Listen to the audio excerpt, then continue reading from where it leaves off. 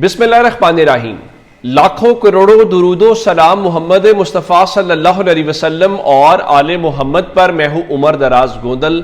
कल पाकिस्तान तहरीक इंसाफ के एक या दो नहीं दर्जनों लोगों को सजा हुई और मैंने आपको कल बता दिया था कि तहरीक इंसाफ के अंदर से भी आवाजें उठेंगी और उनके मुखालिफिन तो उस एक बंदे को मशकूक बनाने की कोशिश करेंगे और वो है शाह महमूद कुरैशी। अब शाह महमूद कुरैशी कल बरी हो गए, बिल्कुल मेरिट के ऊपर बरी हो गए, यानी एक बंदे के हवाले से जो सबको पता है कराची के अंदर है और उसने अपना टिकट दिखाया, उसने अपनी बीवी के एडमिशन की स्लिप दिखाई, सब कुछ दिखाया जिसकी बुनियाद के ऊपर यह साबित हो रहा है। लेकिन क्या हुआ, पूरा माहौल कल से बनाया जा रहा है और माहौल कौन बना रहा है? मिसाल के तौर के ऊपर वो फयाजुल हसन चौहान जो पाकिस्तान तहरीक इंसाफ को छोड़ चुका है और जो इमरान खान के बारे में और तहरीक इंसाफ के बारे में क्या कुछ कहता है, उससे लेकर वो तमाम लोग जो लाइन लेते हैं कहीं से, वो तमाम लोग ट्वीट्स कर रहे हैं, वो इस चीज को सवाल बनाने की कोशिश कर रहे हैं कि क्या शाह महमूद कुरैशी मेरिट के ऊपर बरी हुए हैं या शाह महमूद कुरैशी की कोई डील हुई है और उस डील की बुनियाद के ऊपर शाह महमूद कुरैशी को रिहा किया गया। यानी आप ये देखिए कि इसके ऊपर बहस करना या इसको इशू बनाना खुद एक बेहूदगी है।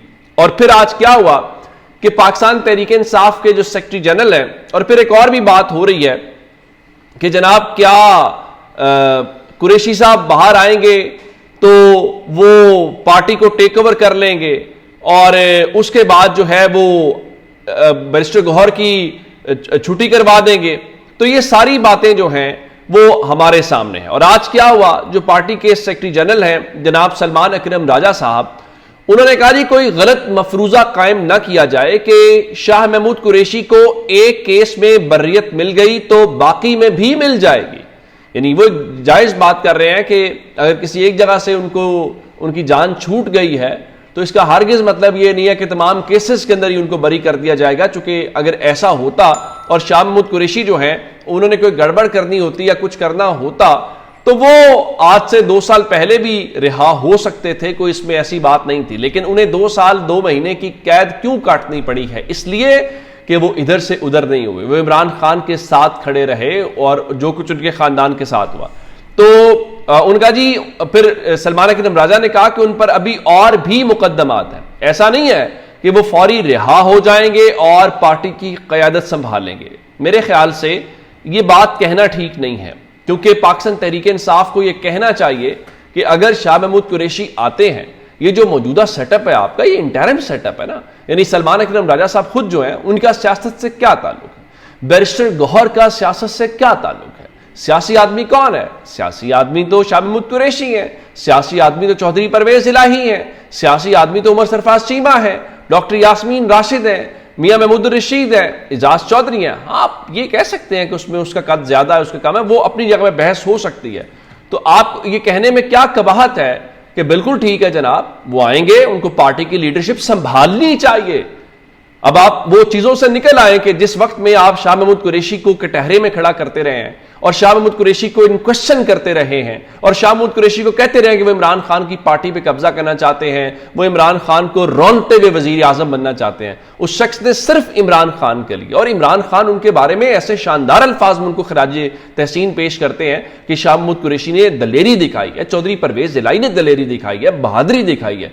ये लोग हैं, इन्होंने कभी एंटी एस्टैब्लिशमेंट पॉलिटिक्स नहीं की, ये तारीख का हिस्सा है, लेकिन इमरान खान के रंग में वो रंगे गए और उन्होंने बड़ी दलेरी के साथ किया। तो पाकिस्तान तहरीक इंसाफ को कहने में ये क्या आ रहा है कि बिल्कुल कुरैशी साहब आए, पार्टी को संभाले, वो चेयरमैन बने और इमरान खान की मौजूदगी के अंदर ये उनकी जिम्मेदारी है। और मैं आपको एक और चीज कहूं कि अगर वो आते हैं तो मेरे ख्याल से वो बहुत बेहतर पार्टी को बेहतर पोजीशन के अंदर ले जाएंगे, जहां पे इमरान खान का वो बयानिया हो और उसके साथ शाह महमूद कुरैशी का पॉलिटिकल तजर्बा हो, उनकी बसीरत हो, तो चीजें इंटायरली डिफरेंट हो सकती है। और मैं आपको एक बात बताऊं, अभी तो चले कि इमरान खान से मुलाकात होने नहीं किसी की दे रहे, किसी केस को भी वो नहीं चलने दे रहे। आप इमरान खान से जरा मुलाकात तो सहाफ़ियों की होने दें। इमरान खान इसको वेलकम करेंगे और वो कहेंगे कि बिल्कुल लाएं। आप मुझे बताएं कि कौन से मामले के ऊपर शाह महमूद कुरैशी के लेके इमरान खान ने उनसे मुशावरत नहीं की या उनको एतमाद में लिया। तो ये हमारे लोगों की हमारे यहाँ इनसिक्योरिटी है और उस इनसिक्योरिटी को दबाने की कोशिश करते हैं। मेरा ख्याल है इसमें इमरान खान खुद मंजूरी देंगे और वो खुद कहेंगे।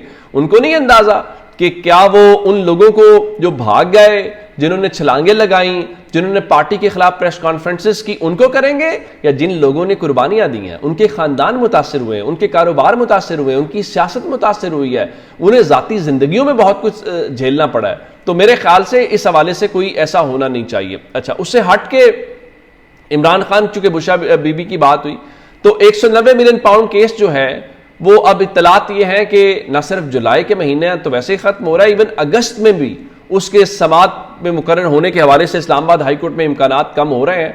और साकिब बशीर साहब का बताना यह था कि ज़राए के मुताबिक गुज़श्ता रोज़ इमरान खान की लीगल टीम ने इस्लामाबाद हाई कोर्ट की जो मुतल्लिका ब्रांचेज हैं उनसे चेक किया, तो उनको बताया गया कि मजाज अथॉरिटी की जानिब से इमरान खान और बुशा बीबी की सजा मौतरी दरखास्तें अदालती तातीलात में मुकर्रर करने के अभी तक कोई अहकामात नहीं है। मजाज अथॉरिटी कौन है? मजाज अथॉरिटी जनाब डोगर साहब हैं, जो चीफ जस्टिस, जिनको लाहौर हाई कोर्ट से ले जाया गया है। तो अब उस हवाले से कल अलीमा खान ने गुफ्तगू की और अलीमा खान ने कहा उनको तो लाई इमरान खान को क्रश करने के लिए गया है। और इवन अलीमा खान ने कहा कि इमरान खान की ये ख्वाहिश है कि उनको तौहीन अदालत का नोटिस जारी किया जाए और उनको बुलाया जाए ताकि वो अपना मौक़िफ़ उनके सामने रख सकें। और इसमें 26 जून को, आज से तकरीबन 1 महीना पहले, इसकी आखिरी समाअत हुई थी और नैब ने 4 हफ्ते का वक्त मांगा था। यानी जिन्होंने केस किया वो भी कह रहे थे मैं 4 हफ्ते दे दें। तो अदालत ने अब तक केस मुकर्रर नहीं किया, तो जो 4 हफ्ते का टाइम मांगा था, टेक्निकली 4 हफ्ते से भी ज्यादा का टाइम उनको मिल गया है। तो अब मेरे ख्याल से उनकी भी जो ख्वाहिश थी वो पूरी हो गई है, लेकिन उसके बावजूद चीज़ें उस तरह से होती दिखाई नहीं दे रही। अच्छा जी, एक चीज़ और, लाहौर से कल पाकिस्तान तहरीक इंसाफ के जहाँ पे बहुत सारे लोग डिस्क्वालीफाई हुए, उसमें से कल पाकिस्तान तहरीक इंसाफ के एक MNA जो हैं उनका इंतकाल हुआ। लाहौर से हमाद अजहर के वालिद जो हैं मियाँ अजहर साहब, वो कल इस दुनिया से कूच फरमा गए, अल्लाह ताला उन्हें गरीक रहमत करे। वो पंजाब के साबिक गवर्नर भी रहे हैं और इस वक्त उन्होंने इतनी उम्र के अंदर पाकिस्तान तहरीक इंसाफ की जानिब से इलेक्शन लड़ा और पाकिस्तान तहरीक इंसाफ जो है वो उस टिकट पे इलेक्शन जीत के आए। इस दौरान उनको एक दौरान गिरफ्तार भी किया गया, फिर उनकी रिहाई हुई, फिर उनके घर के ऊपर छापे मारे गए। तो अब क्या सूरत हाल थी कि हमाद अजहर के वालिद के इंतकाल के बाद जो हमाद अजहर हैं वो आज लाहौर अपने घर पहुंच गए थे। और उससे एक अच्छी बात जो अभी फवाद चौधरी की ट्वीट में आपके सामने रखता हूं कि रात को मरियम औरंगजेब जो पंजाब की सीनियर मिनिस्टर हैं वो खुद जो हैं वो वहाँ पर उनके घर में गईं और उन्होंने मियाँ अजहर की जो फैमिली है उनसे ताज़ियत की। और आज जनाजे से पहले, उनका जनाजा से थोड़ी देर पहले कज़ाफ़ी स्टेडियम के करीब अदा किया गया, तो वहाँ पर तमाम ही जो सियासी लॉट थी वो मौजूद थी। और जनाजे से पहले भी मरियम औरंगज़ेब वहाँ पे खुद एक बार फिर गईं और आज जो नवाज शरीफ हैं उन्होंने भी उनके इंतकाल को लेकर ताज़ियत की, अफसोस का इजहार किया। और इसीलिए आज हमाद अजहर जो हैं उसमें आए और फवाद चौधरी इस हवाले से बाकायदा उनको शाबाश दे रहे थे, गवर्नमेंट को, मरियम नवाज शरीफ को, शहबाज शरीफ को, मरियम औरंगज़ेब को। और ये बात ठीक है कि इसका हरगिज़ को मतलब ये नहीं है कि कोई हमाद अजहर जो है वो नून लीग में चले गए हैं, नून लीग से मिल गए हैं। सियासत में इतनी चीज़ें होनी चाहिए और मियाँ अजहर का लाहौर की सियासत में एक बड़ा अमल दखल रहा है और उसका माजी से एक ताल्लुक है।